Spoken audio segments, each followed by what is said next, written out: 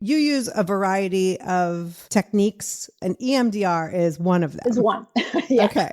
So let's start at the beginning. What is EMDR? So EMDR is a mouthful. Okay. It stands for eye movement desensitization and reprocessing. And it's basically a type of psychotherapy that helps those that are kind of stuck in the past because of whether it's PTSD, complex trauma, even single incident trauma, move past the past and be able to put that aside and say, okay, that was then. It doesn't have to impact me in the present moment as well as in the future, because, our brain does what it does. Mm-hmm. And we work with the brain, and it affects how we think, and it changes the perception of what we're thinking at the time versus getting stuck in the past dangers that we have experienced. So it helps us move past our past. Okay. Move past our past. I love it. If you heard last week's episode, you know it's possible to heal our brains in a variety of different ways. One of those ways is through EMDR, a powerful tool to help patients move forward. Or, as Dr. Lily Wagner so perfectly stated, move past our past. In this episode, we dive deeper into EMDR, discuss the benefits, who it may be good for, and who might not find it a great fit. I'm Jackie McDougall, and this is the Grown-Ass Woman's Guide.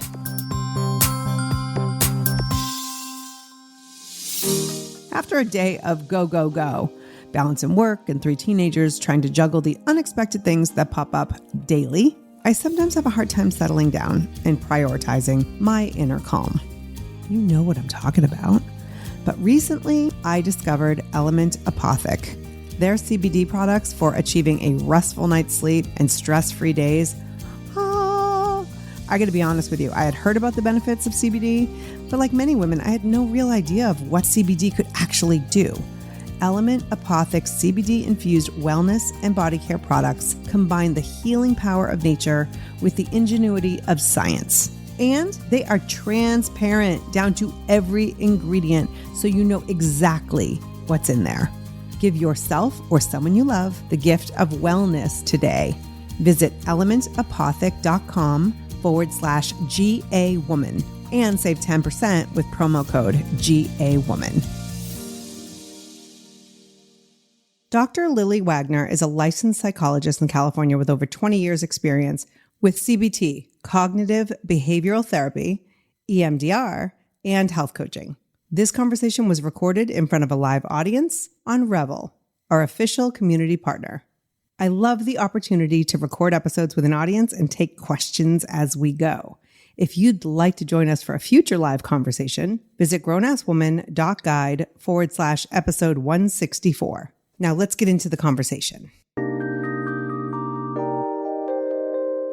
So what does it look like if someone who's in the audience right now or listening to this podcast or the YouTube channel, they're like, that sounds interesting, but if I show up, what does it look like? All right. So when I first describe it to people, a lot of times people are like, oh, that just sounds weird. That sounds very woo-woo. It sounds very bizarre. When I first started, I had heard of EMDR and I was like, oh, well, whatever. What's this about eye movements and people getting better? And it wasn't until I got the training, and within that training, I volunteered to be a subject. And that's when I was hooked, because there was an incredible physiological sensation that happened. There were tears that came out, which is very normal in EMDR, right? We hold on a lot of stuff that we need to release in order to be able to move forward. And EMDR, what it does is it allows us to kind of go into that subconscious, unconscious level, where usually when we're alert, our consciousness prevents us from doing. So it allows us to go in that underneath layer that we want to get to, so that we can allow the brain to heal, because we have that ability. And in a way, it's also brain training, because it's allowing the brain to go, oh, okay, I can connect the dots together, and I could put 2 things together and recognize that, okay, this is not happening now. I can feel safe when I am safe, instead of misreading cues, misreading facial expressions. So when a person comes in, there's a 8-phase kind of stages of EMDR that we have to go through. So we develop like the treatment plan. I get history. we do the preparation first before we go into assessment. So the preparation is about like, let's get you ready for EMDR, right? And we create a calm place in our minds so that we know how to regulate our emotions as well as our physiological sensations if things get heightened. We also create safety and research developments, like what are the positive role models in your life? Who are the people that you feel safe with? What can we bring in order to move through EMDR if you need these resources to come in and help you go through that? This part is also about educating about the brain and how EMDR works. Right. Basically, we want to then go into figuring out what memory is creating, like the present symptoms that we're noticing.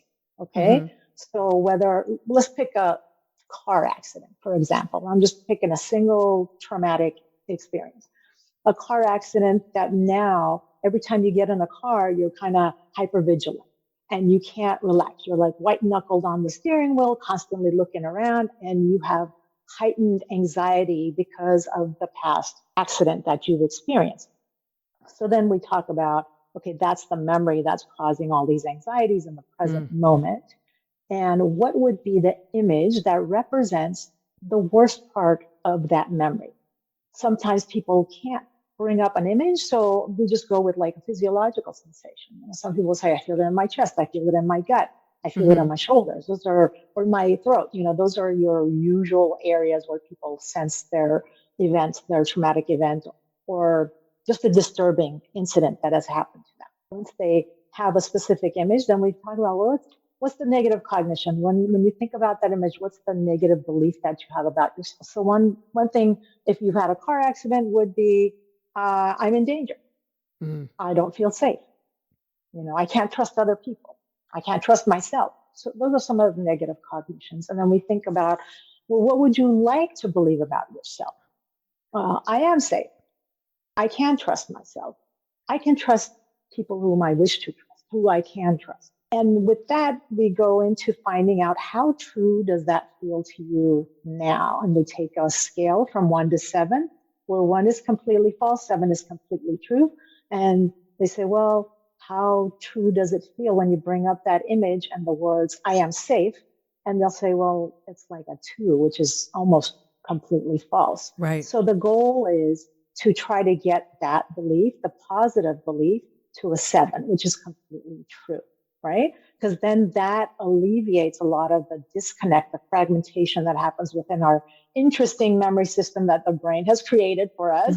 And we can bring that left brain, right brain together. We can integrate the frontal lobe and all of that amygdala and all the areas where it's fear-based and put it all together so that we can have a holistic kind of imagery or memory of this incident that we can reprocess. So it's not triggering us in the present moment.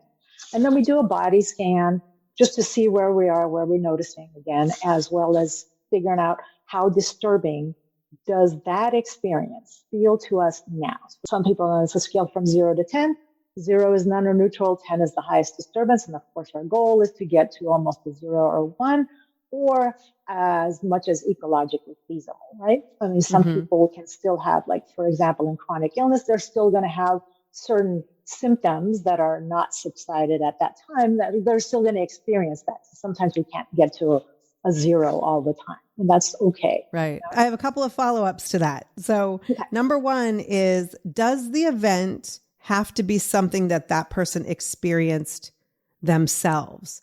So for example, if somebody here had a family member who was in a car accident and it wasn't their car accident and they find themselves white knuckling, does it have to be based on a memory that occurred to you yourself?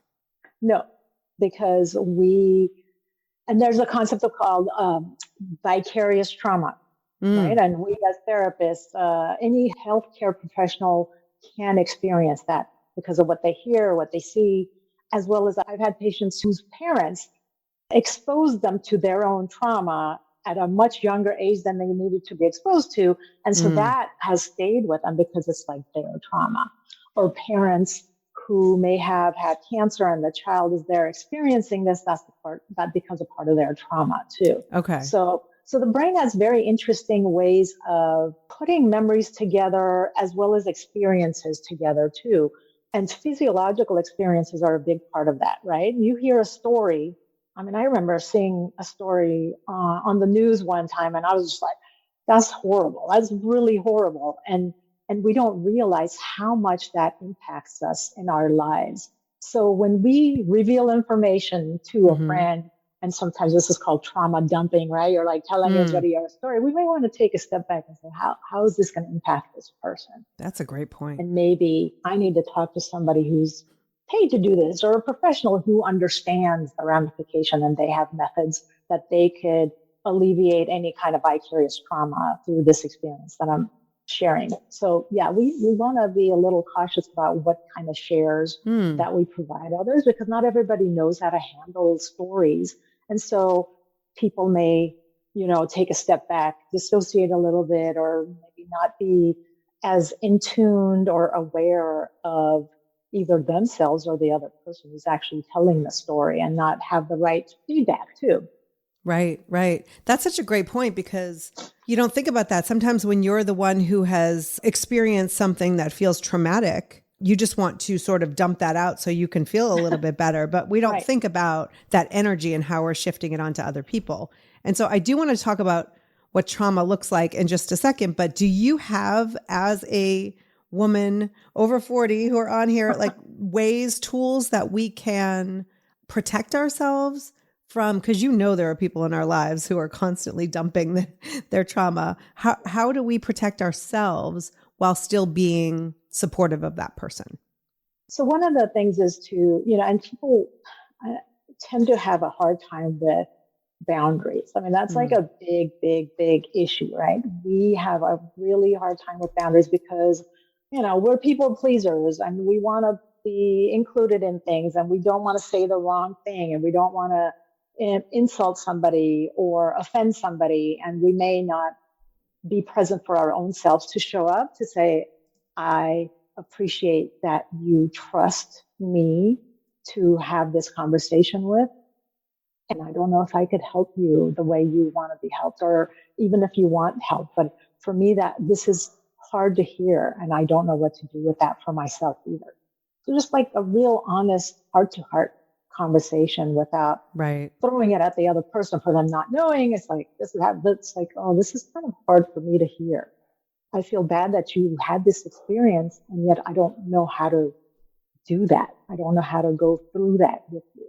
Maybe I can learn a few things. Maybe you can guide me, provide that stance of curiosity and boundaries, have that nice balance. That's a great point, because I think our reaction sometimes is, I can't hear that from you right now. I can't handle it from you.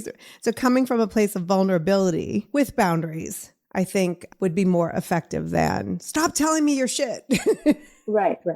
Or being afraid not to say anything because you're like, oh, well, I don't want to be the bad person, and I don't want to not be there, but also have your boundaries. Because, I mean, we want to look at everything in a more collective, holistic kind of way, because we're all in this world together. So we kind of have to be mindful of each other's presence, of each other's emotions and feelings and everything like that.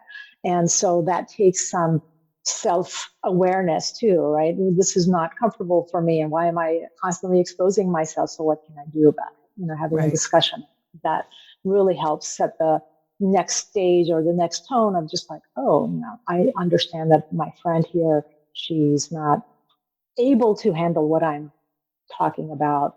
And maybe I could say things without really revealing every single detail. Right. And that's a part of EMDR as well, because some patients may not feel comfortable telling me all the detail, and they don't have to. And that's the beauty of it. You don't have to tell me the details, because you're going to kind of experience it in a way, physiologically. Emotions are going to come up, thoughts are going to come up, memories are going to come up, but it doesn't have to be revealed if they're not comfortable doing that. Right. That's a good point. So let's talk about who EMDR is for. And to lead into that, a little bit about trauma. Trauma has become a buzzword, which is so weird. Oh my gosh, yes. And I think everyone is using it for a variety of different experiences. I'm not an expert, but I know that I can't determine someone's trauma versus my trauma. Like there's no trauma comparison, right? Right. So number one, what is trauma and what does trauma look like? So trauma, I mean, as far as the definition goes, is something that a person experiences that is beyond what they are capable of handling. Okay. Which then makes it a huge blanket statement.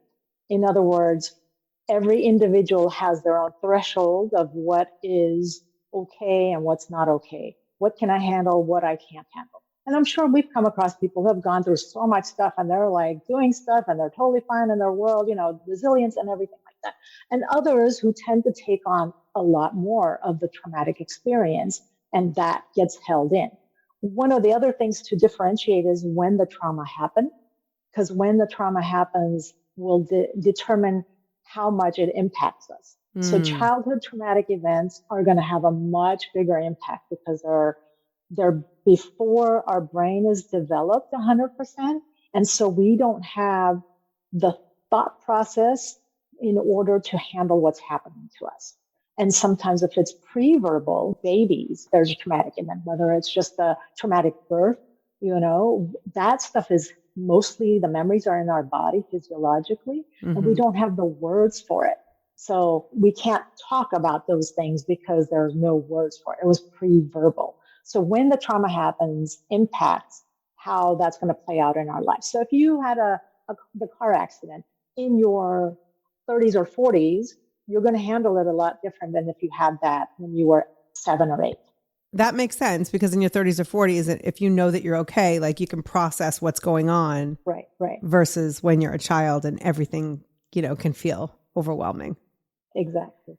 We're all neurodiverse, right? Everybody's brain is different. And one thing we do know is that the brain will do things in order not to have that painful experiences.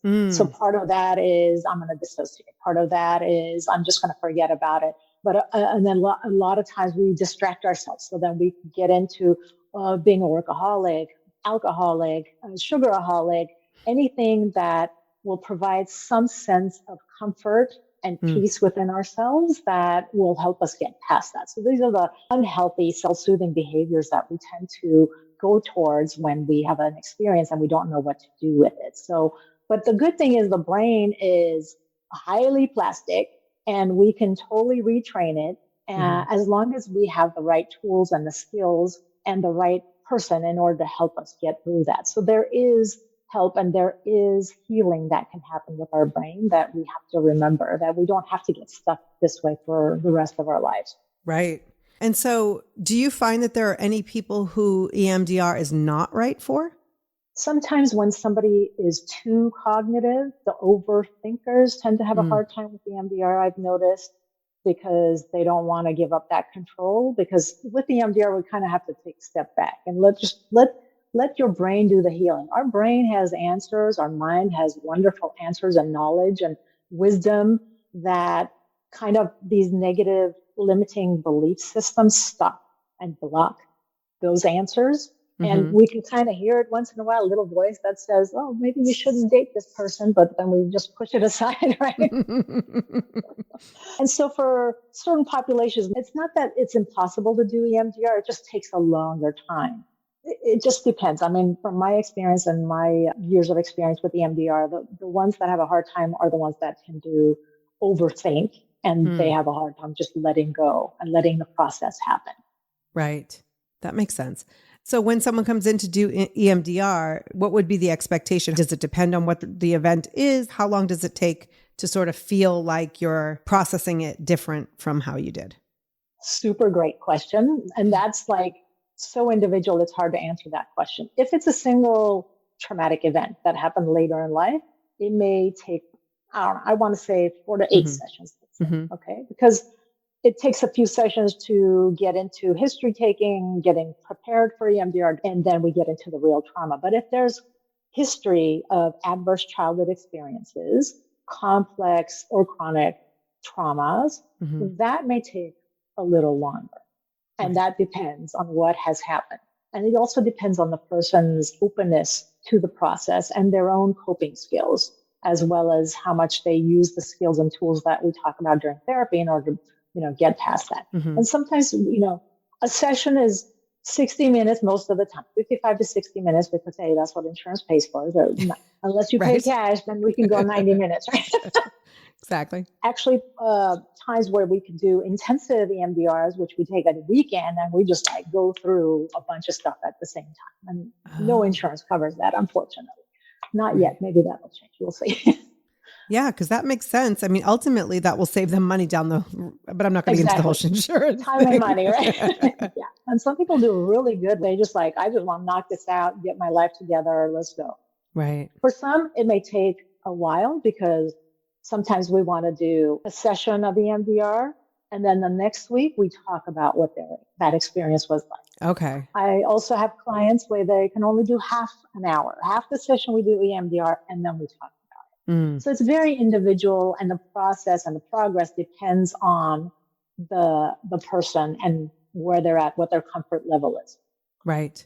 So let's talk about after the session for a minute, because one comes in, just full disclosure, I've done EMDR a few times, really, really powerful. Awesome. I have found on a couple of occasions, I am wiped out mentally and emotionally for like a couple days after. Yeah. And I don't know if it's just I'm a wuss or, so tell me, what is the expectation of after the session? So yeah, you definitely don't want to have a full day after your EMDR session. So you don't want to try to do EMDR right before going to work or if you have something major happening, because it's work. Okay. This is not like a wand that just said, oh, you're magically healed and I go to your happy land and be good. Right. It's work. Your brain's doing a lot of work because it's reprocessing. So uncomfortable things are coming up, which is normal. I mean, we need to kind of trigger the events so that our brain gets into a state where it can actually bring up those memories and images in order for us to reprocess them. If that doesn't come up, reprocessing doesn't happen. So we kind of need to have a little bit of that discomfort to the level where it's comfortable for the patient. What we want to do is create either physical sensation or something where we can start reprocessing. Reprocessing is a lot of work on the brain, and that makes us tired. And when you do an EMDR session, your brain can continue to work up to 72 hours, which could continue to reprocess in the background, maybe even in the foreground, where we ask that we take a log or journal about whatever comes up. Even if it's dreams that pop up, we want to take notice of that because it's working, right? It's like continuing to work in the background. And that's why we feel tired. Especially if you worked on something pretty heavy, a big, big event that has been very, very traumatic. Like we're talking about the disturbance level of a 10, which is the top range. And Right. that could be a lot to go through. So yeah, a lot of times right after the session, people are like, oof, that was exhausting. Like, yep, go take a nap. Yeah, it feels sometimes similar to how I feel after a massage. Just That's in that release, like, right? Yep. yeah, like I can't really function so well. I'll schedule it when I can maybe not do so much after. Dr. Wagner is licensed in California. I'll link to her contact info in the show notes. But if you're looking to find an EMDR practitioner in your area, visit EMDR International Association at emdria.org for a listing of therapists and practitioners. Dr. Wagner recommends finding a practitioner not just trained, but certified in EMDR. Some people have been trained in EMDR, but they haven't gone through the extra training as well as the consultation in EMDR to get that certification. I mean, we get tested and we have to do a video session with a patient and do all of those things to prove that we know all the phases and how to handle certain things that pop up. So that's what you want to look for, is a certified EMDR practitioner or therapist. And they do not have to be psychologists. They do have to be licensed mental health practitioners, such as licensed social workers, licensed marriage family therapists, professional counselors, psychologists, and so on. So that's what you want to look for. And each practitioner needs to be licensed in the state that the patient or the client resides. That's important because of the law and ethics that each state has. That's very different. Right. So it's not the state that the practitioner is in, but the state that the patient is in. Correct. Okay. Correct. That makes sense. And so if somebody is a life coach or someone like that who says that they know EMDR, you should turn and run. Exactly. Do you need to be in person for EMDR to be effective? And that's a good question. With COVID, of course, people turn to telehealth a lot. And as did I. And I have completely 100% moved to telehealth only because it's super convenient for many people. And it is just as effective via telehealth versus in person. In fact, I found that even more effective because people are in their comfortable home, in their safe spot, in their space where they feel safe. And there isn't all this ambient noise. Sometimes if you have kids and dogs, I understand there's some that happens at home, but it's also very convenient. People can be completely in their like pajamas and comfortable and have the tissue and not worry about being out and about where they have to go outside into the hallway or, the the waiting room at a doctor's office where they're coming out in tears and everything. And so it has been wonderful. And there's specific platforms for EMDR, and we do EMDR via eye movements visually, and you'll see a ball that goes back and forth on your screen. You could do it auditory, depending on if the visual doesn't work for certain people. Some people like to close their eyes to visualize, and the audio goes back one ear to the other one. It's just a tone, whatever tone sounds good for you. And also tapping is one that unfortunately I can't do online. However, I've had people tap on themselves. And I also have a couple of clients that have bought specific tappers for them. Tappers are where it buzzes from one hand to the other, one palm to the other. You just hold them and it goes back and forth. And automatically, this is bilateral stimulation where your eyes will just follow that. You don't even have to think about it. That's the beauty of just that automatic stuff that our brain does. That's so cool. And so you find basically the way that works for you, but it's all sort of meditative, right? I mean, that's basically the space that you're getting into so you can. Exactly. Yeah. We want to go tap into that parasympathetic so that we can actually calm that controlling brain so that we can tap into those areas that really haven't had the chance to come out and be reprocessed and looked at again to say, okay, let's work on this. Because when trauma happens, things are happening, things are moving, things are busy.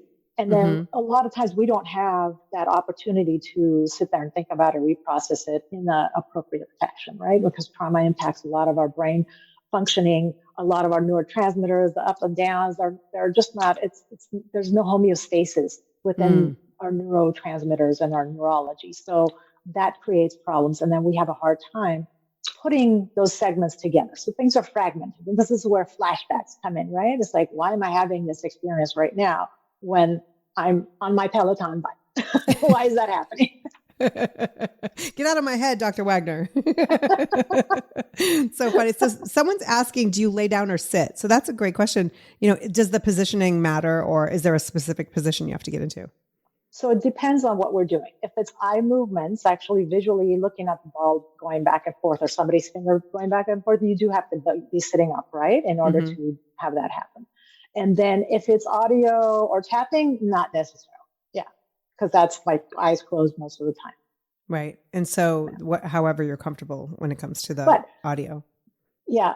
However, when we do therapy online, I need to see it. So if you're lying down, I can't really see it because I need to look for like any abreaction, anything that I see physiologically so I can come in and help out if I notice that there's something going on, or if I notice that you're maybe dissociating and you're no longer present, I need to watch that. So it's important for the visual, for the therapist to have the visual of the client. Oh, that makes sense.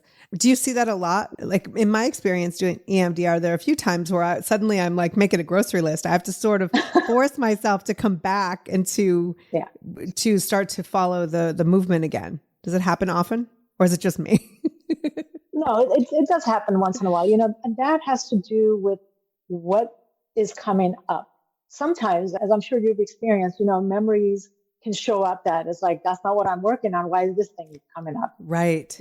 Yes. I'm supposed to think of something else, but that's okay because the brain is giving you information that can be very useful. It's like, oh, you can't go past this thing unless you work on this thing that I'm giving you right now, because that's like more traumatic, or that needs to be addressed before we can even work on this other memory. And the grocery list is kind of like checking out on, your brain gets tired or it has a more intense reaction or response to what is happening during the EMDR process. And it's good to let your therapist know. It's like, oh, I just went back, and it's like, okay, well, we'll just continue go back to that original image and then continue to work on that. If it gets too much, this is where we try to bring the calm place, which is part of the beginning phases of preparation. We go into calm place to bring that parasympathetic nervous system online, which is the rest and digest, in order to be able to continue to process. Right. That makes sense. I found in the few times that I've done EMDR working on a specific event. Well, the first time I did it ever, it was about a specific event that was in my past. It was a violent thing. I was 11 years old that I witnessed.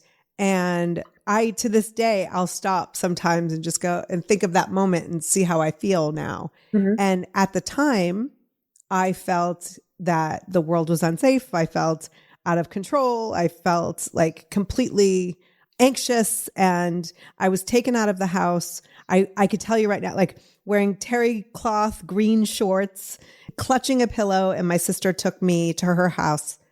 She already had moved out of the house. So she took me to her house overnight, and I slept there. I came home the next day, still barefoot, clutching the pillow. Mm-hmm. Now, when I think about that event and leaving, I'm like, oh, that was the night that I left, and I was like, get your shit together and I'll be back in the morning. Like that's how, and that's how my That's body great. feels. When I think of that event, it's like I had boundaries at 11 years old, and I was like, you people need to get it together. And so it's a really powerful tool to think back to that moment. And I'm like, yeah, it's not there anymore. That's awesome. Yeah. Other times I've done EMDR, my brain has just gone off the rails, and I've had conversations with my body. I'll link to a couple of episodes where I talk about EMDR, but I had all these visual, this art installation that was filled with people who were like negative and positive people. I'll link to that. I mean, there were so many really cool scenarios that had nothing to do with what the work I was actually doing. Is that effective to kind of go off the rails like that? And does it happen often? It does. It can happen a lot. And this is where it's really up to the therapist or the practitioner to sit there and see, where is this leading us to? If it's leading to a resolution of something because this needs to be addressed, then I'll let that go and I'll say, okay, notice that, and we continue the process and see where it leads to. But if I find that now it's going really off to somewhere where now we're totally off the tangent, then I'll bring it back. Then I'll guide the client to bring that back. It's like, okay, so when you go back to thinking about that, what are you noticing?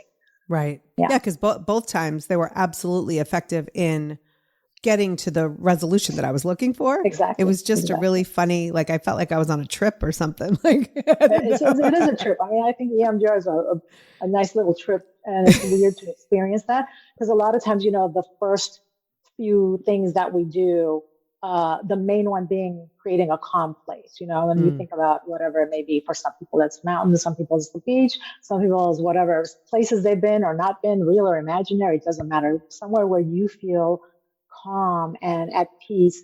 And when that happens and we do that exercise, or automatically they're blown away of what their brain can give them. They can actually say, oh, I can actually feel the sand under my feet, or I just felt a breeze on my cheek. So the brain is extremely powerful. And this technique allows us to tap into that power of our healing brain that we have.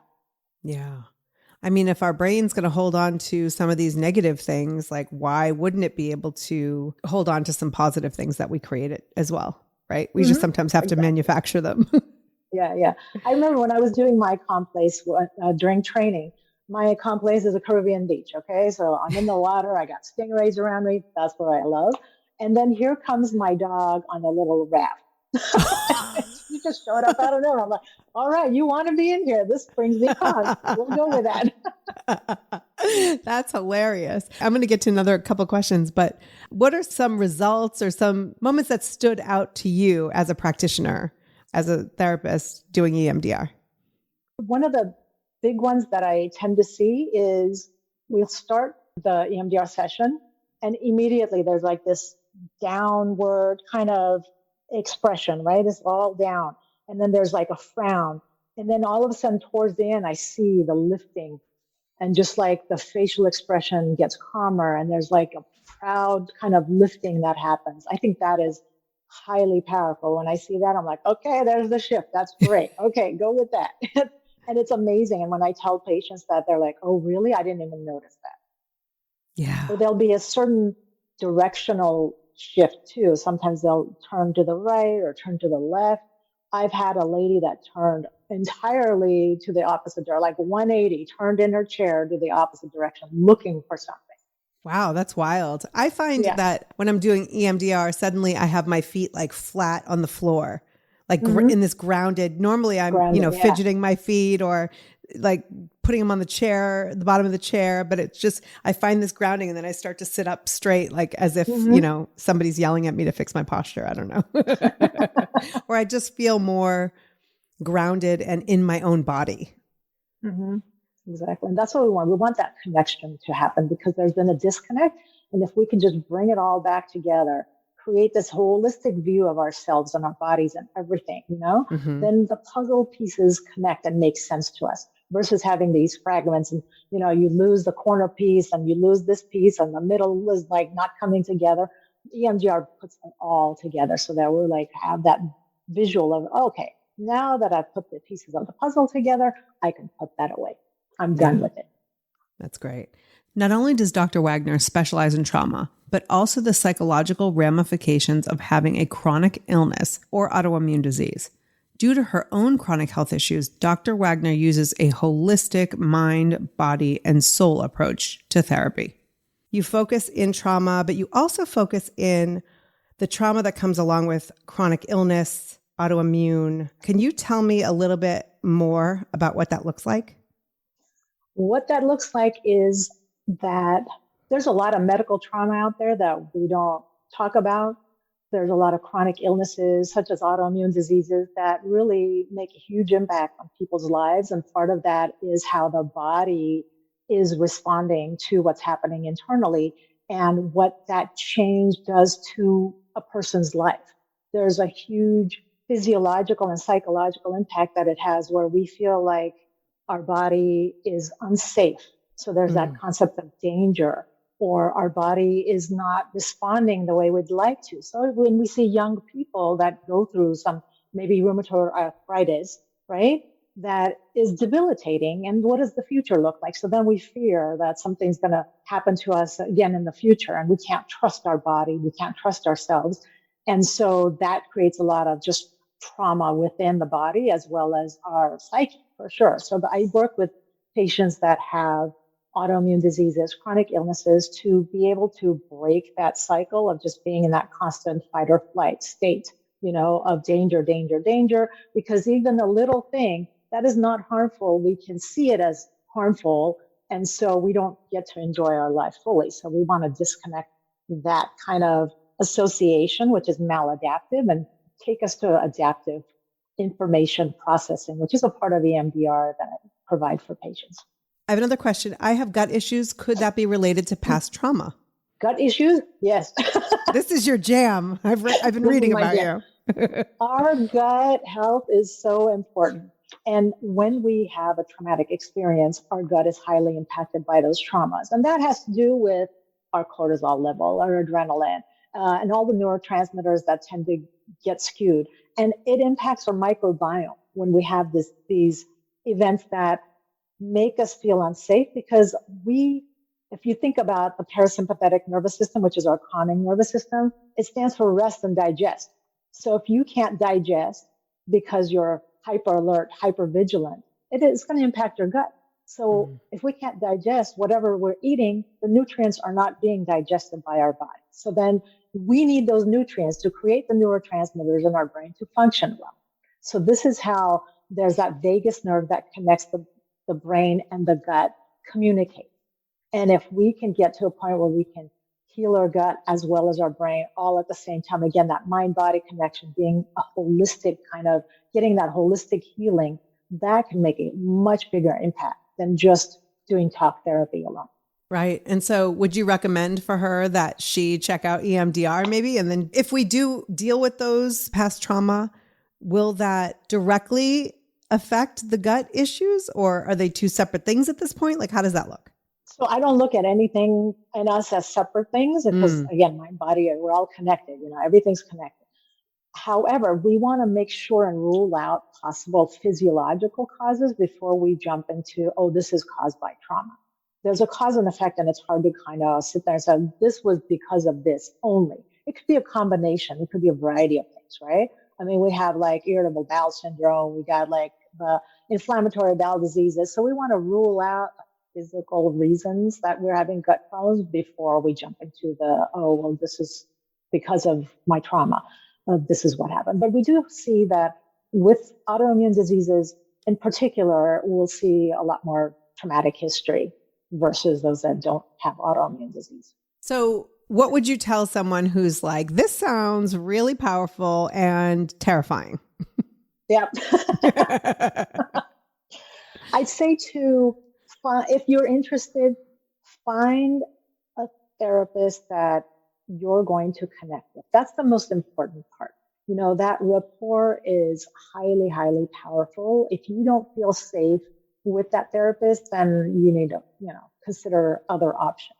And I would say contact various. When people call me, and I'm happy to hear that they're looking for other therapists as well, because you need to talk to different people just to see who is going to be the best match for you. It's not like a medical doctor. Our field is very different than the medical model field. So we want to make sure we can provide the best space to hold for our clients in order for them to heal. And if you don't feel that I can do that for you, then it's like, yes, definitely go see who else you feel more comfortable with. That's a big factor in determining how that works out. Right. And you were saying at the beginning that it's a process. So it's not like somebody will say, hi, I'm Susie. And then suddenly you're like, here's a shape for you to start. Exactly. It takes time, right? Any healing, like true deep down healing, takes time. Yeah. So we need to embrace that and accept that concept, because if we are looking for like a magic pill of like, I want an instant fix, that may lead us to being disheartened to continue to work on stuff. EMDR is like powerful. And it can feel overwhelming at times, but if you have the right practitioner to guide you through it, then it's going to be a much nicer experience than somebody who really doesn't read you to know what's happening in order to come in and provide that guidance for you. Right. I know for myself, I've done EMDR sessions, and I've also had sessions in between there that were talk therapy, because I just didn't have it in me. Like it was easy for me to discuss what was going on, but I was like, hold on, like, can we just do that next time? Because it's a lot emotionally to carry. So how often would one expect to be in therapy if they're going through a process of EMDR? How often? I usually recommend weekly sessions, once a week. Some people can do 2 to 3 times a week. That's really up to them. But once a week is good, because it gives your brain that time to process, right? You got like 72 hours of processing you do pretty much after EMDR session. And then you go live your life and do your stuff, and then come back and we have a discussion. And then we continue with more processing, or we continue with the processing that we were working on the past week that we didn't complete. So that's another possibility, is that when we do sessions, sometimes, depending on the traumatic event, it may not get finished in one session. So we continue until we get to that, 0 to 1 scale, right? But if it does finish, then we reassess and reevaluate the following week. If nothing is coming up, we continue with another memory, or we can actually talk about it. And I'm very open, organic, and natural as far as I go with what the client wants, because EMDR is very client-centered. I'm not going to sit there, no, we got to work on this. And we're not going to talk today. That's funny. Because that dishonors what the client's brain is wanting to do. Right. And I want the client to trust their own healing mind.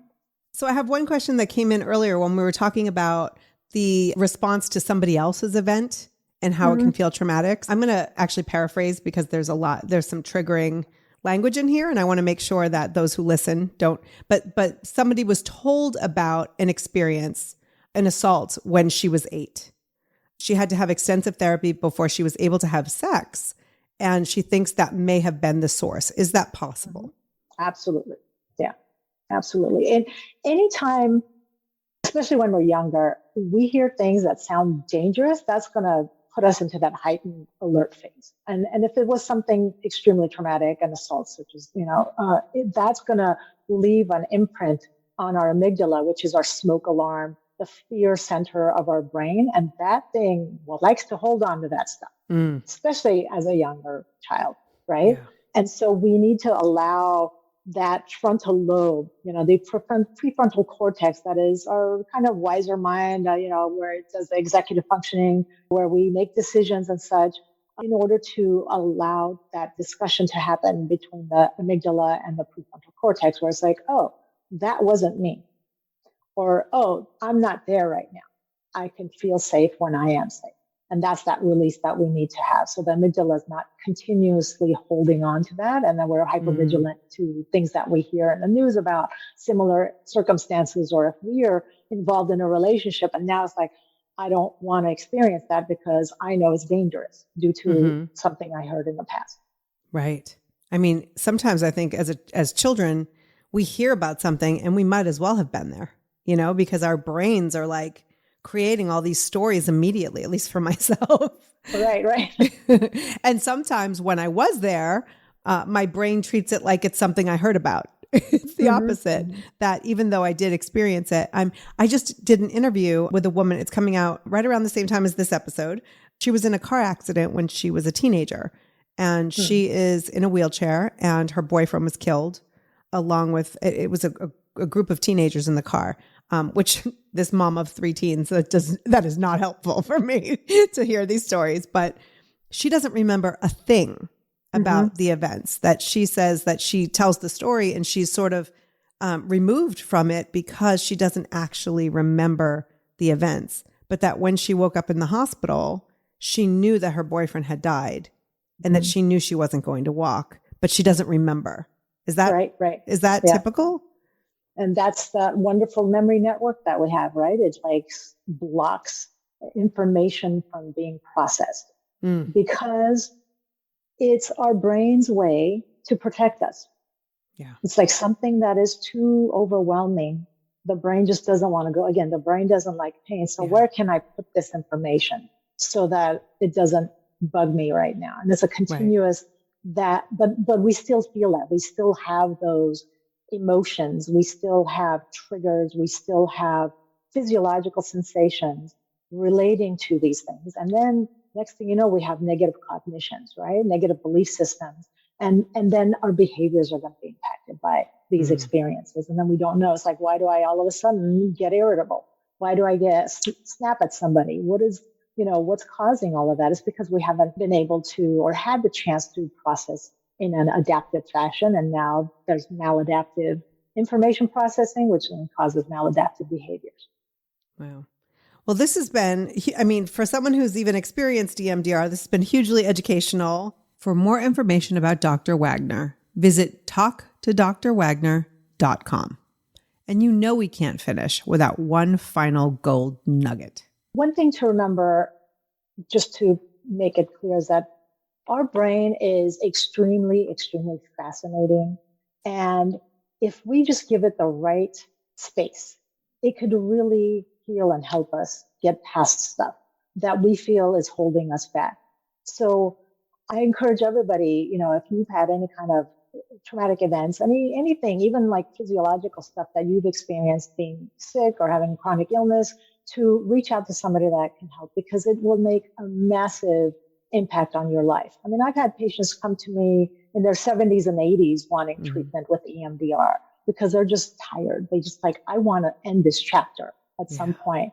And I'm tired of having to live this way for 70, 80 years of my life, or however many years they've had since they experienced their traumatic events. And it makes a huge impact, a huge difference. So we don't get into those ages where we have regrets of not doing the good stuff for ourselves, because we deserve that. We deserve to heal. We deserve to have a wonderful life and be in great relationships instead of doing the same thing over and over again. Yeah. It's never too late to feel better. That's what I'm getting from this. Never. And we're always a work in progress. Always.